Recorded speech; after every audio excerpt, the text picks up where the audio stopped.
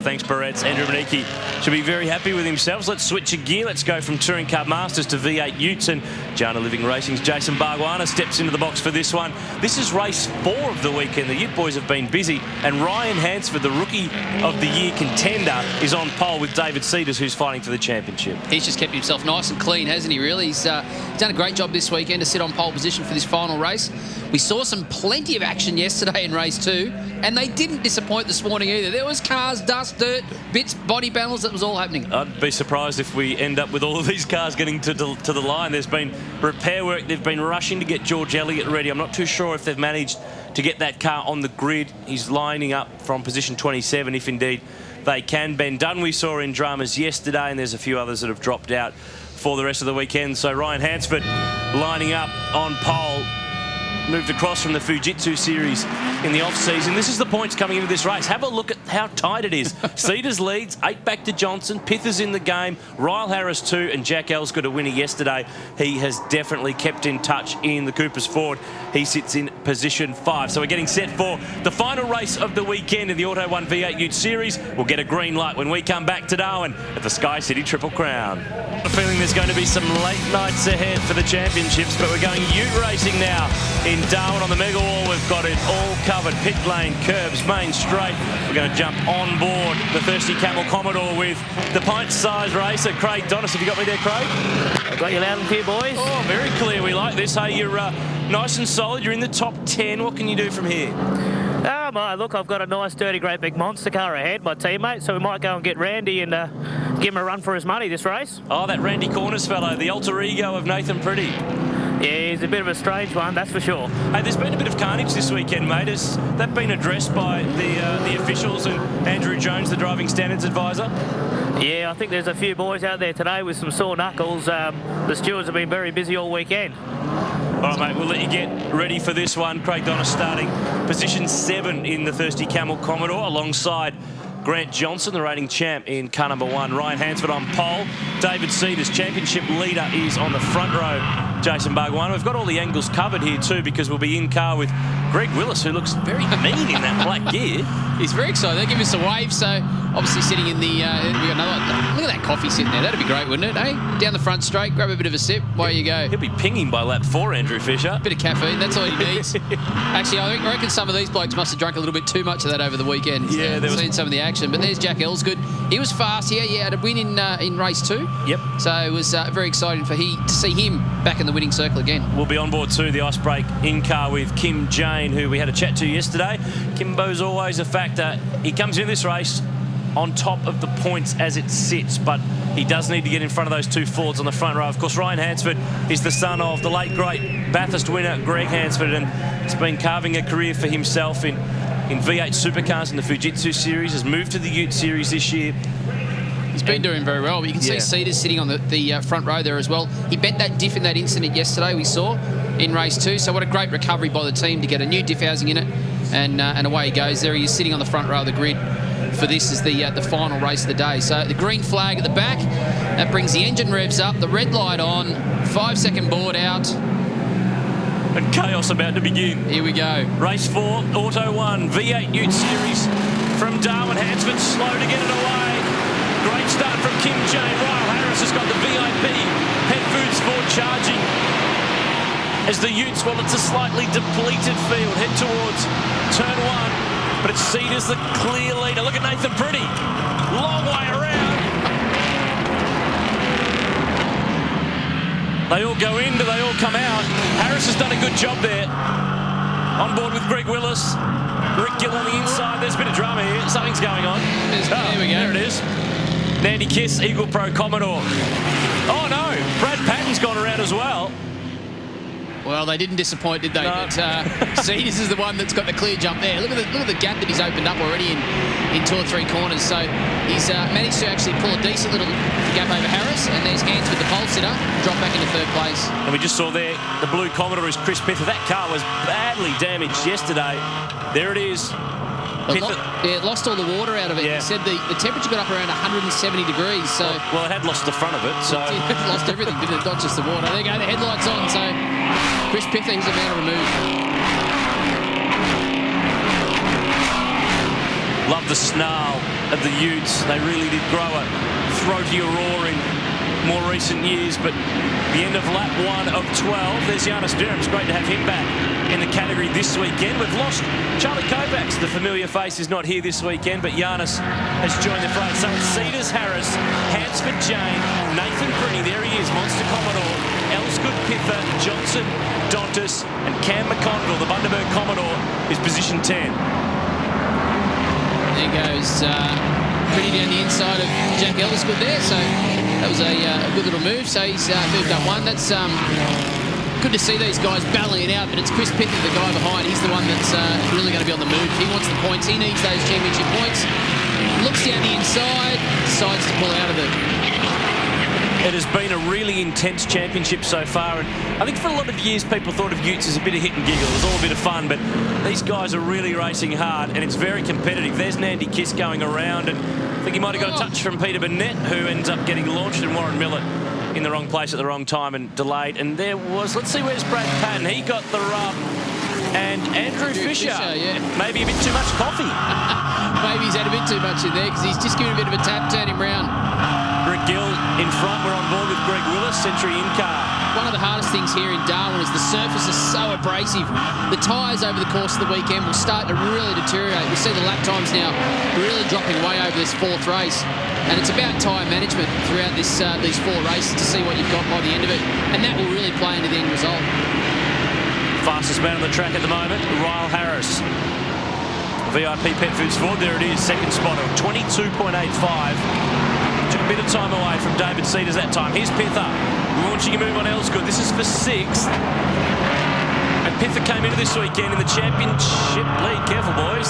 He's back to 3rd and 14 behind David Cedars. And Jack's going to be at the right position here as we go over the crest. Into the right-hander at turn 5. And Jack's going to find himself on the inside. So Pither's now going to have to do all that hard work again to get that close again to up beside Jack. That was good, a winner yesterday in race 2. His first race win in a long time. He did win around at Townsville, but did it without winning a race. So it's been a bit of a tough time. He's been pretty consistent, though. He's kept himself in the championship picture. But so far this year from the races, I mean, David Cedars has done the majority of winning. 3 wins, 2 to Grant Johnson, but singles to Gary Carson, to Chris Pither, to Ryle Harris, to Jack Elsgood, and today to Ryan Hansford. So a really good blend and a good mix in the championship. And don't forget, Cedars also won a race with 3 wheels on the car. So it was pretty exciting to see that action down in Adelaide. But there's no doubt that Cedars is the man at the moment. He's pulling away from Ryle Harris at the front there. So they're head down and away with it. Cam McConville there, Bundaberg Commodore, of course, is in for the full year.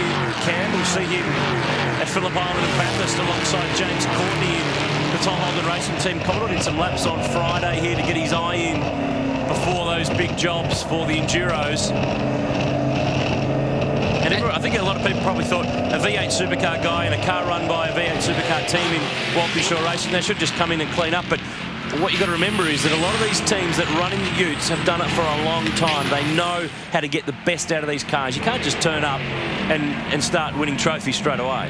Yeah, you've got to respect a lot of the guys at the front. They've been doing it for a long time, as you say, and they really know how to maximise the setup, how to maximise the tyre.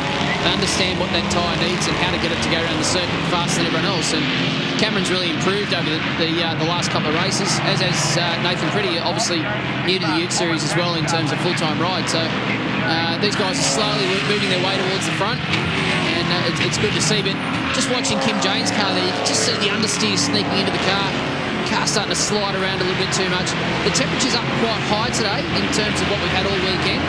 So when the temperature comes up, the track goes that little bit slippery, and it's a lot harder to do. That's why in the V8 qualifying we saw the times off a little bit. The track's definitely down today. Now watch for Kim Jane in the second half of this race, because in the earlier race today, he said he had a major understeer, but then the tyre pressures came in, and the rest of the race is good. So we're hitting that zone where if he plays it the same way, he should come on gangbusters now. McConville keeping the pressure on Craig Donnis. Johnson and Pither, here we go again.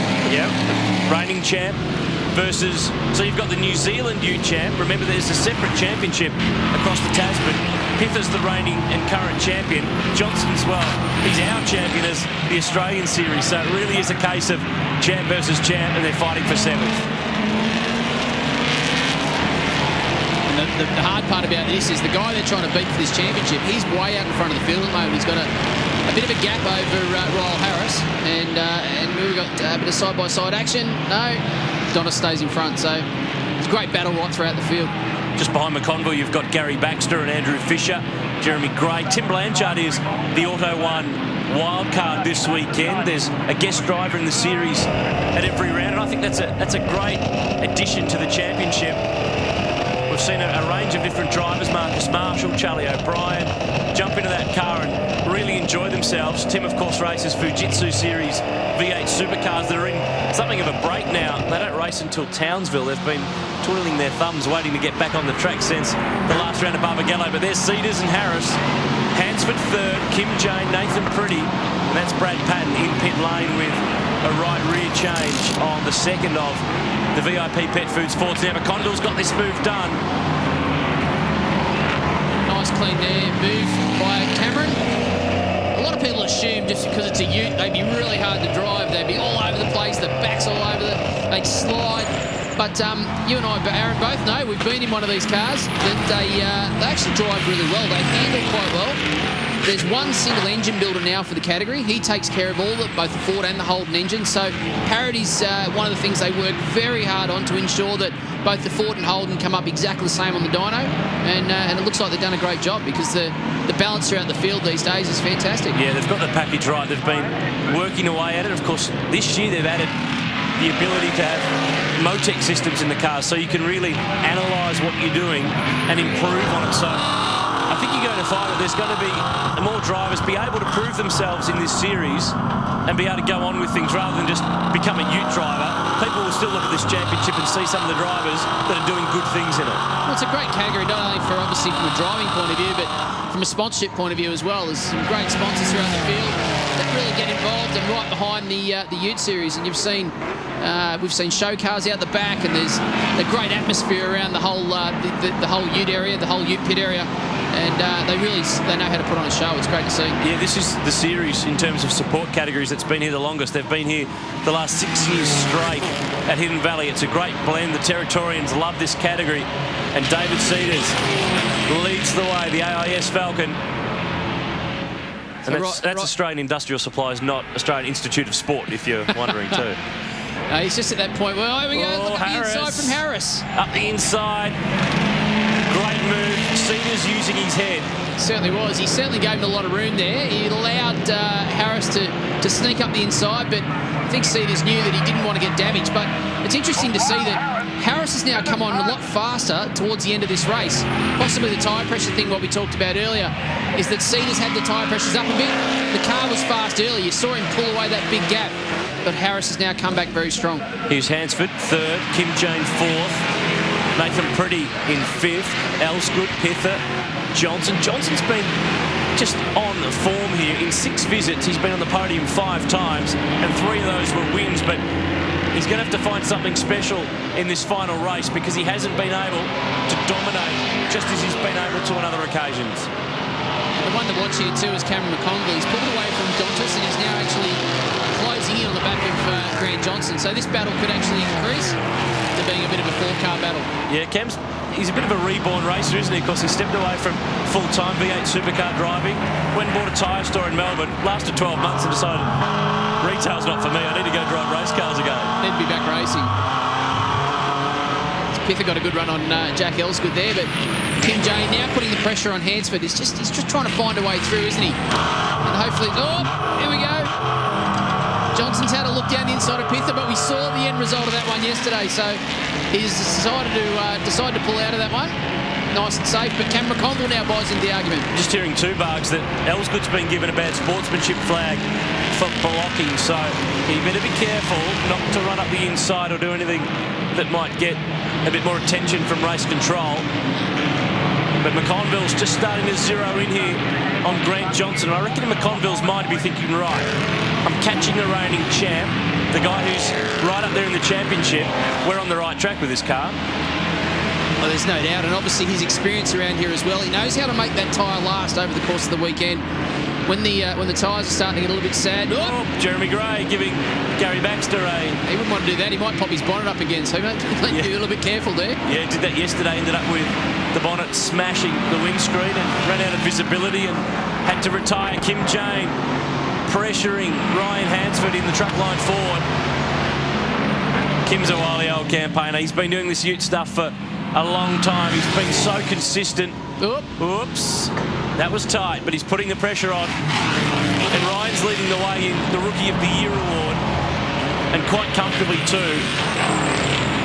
It's a great result from a rookie to be right at the front of this today. He's right in the points championship here in terms of, we've got a bit of a run on the outside. So you can see where Kim's trying to do. He's trying to just get the car to have a nice, clean exit, to get on that power really hard and get a run onto the back of Hansford so he can find a way to nip past under brakes. And really, Barks, once you get out of the hairpin and through these next couple of corners, until you get to the last corner, there's not really a passing opportunity. I mean, it becomes very difficult to pass around this part of the circuit. There's a little bit of an opportunity as we approach turn 11 here, but you really need a good run. But down to that last corner, we saw a bit of it yesterday. We saw some of it at the V8 race as well. There's definitely a passing opportunity down into here, and then obviously the end of the main straight as well. But it's all about getting a good run onto this front straight, tuck right in underneath, get the toe. But Fisher hasn't got a good run there, so he's not going to be able to capitalise on that one. They had an increase in temperature in this car in the race earlier on in the day. Yeah, we talked about that good run. Cameron McConville now down the inside of Grant Johnson. He's going to be on the dirty side of the road. Jack Elsgood locks one up. He's gone. Elsgood will not make the turn. There he goes. McConville's up the inside. But Johnson will hang tough. And if you can stay on the outside at one, you buy yourself a chance to hang on, and indeed he pulls away because you've got the inside run for the next part. Yeah, it's good racing there. Give the guy a bit of room on the inside, and you can stay on the outside. And as we just saw there, Grant Johnson still hangs on to that position. There's no doubt Cameron had the run down the inside, but you can see Grant Johnson's car really moving around a lot, and Cameron's is nice and clean, nice and straight. So I expect with a couple of laps to go, he's going, Kim Jane. Kim's going the long way. Rounding up Brian Hansford. And he does it too. Yeah, what a great job. So that's quite a hard place to pass around the outside of turn 7. Just listen. Just can't quite get full throttle, feathering it around. And there's that little hump there just before you come into the final turn that you've got to be careful of. But Jane's through. That's position 3. Harris leads by, well, it's 1.6 seconds now. He's just got to bring it home. Cedar's second. Here's a replay of how Kim Jane did it. Oh, Hansford made a mistake, ran it wide, and Kim was able to fill the gap. And then look how keen he was to jump on the throttle and get out of there. So Hansford just locked the rears up going in, ran wide through the apex. It's given Kim Jane that opportunity, but it's about trying to get that power down now and stay on the outside. Grant Johnson and Pither at it again. Here we go. I've been watching that rear bumper on Johnson's car, and I've got a feeling in a few other categories they would have black flagged him by now, but the Ute boys tend to think that it's a bit normal. I think it's a bit common, isn't it, a Ute? We saw it yesterday, we've seen it today. We've got Grant Johnson now having a look up the inside of Pither. He's now got to watch Cameron McConville as well, because Cameron's going to try and find a way through both of them. Now remember, it was a move that Johnson made yesterday that all went wrong, that caused all of that drama with Pither and with Cedars and everyone that got involved. So he'll have to be mindful of that. And they're just starting to bank up behind. Donis, Baxter, Jeremy Gray.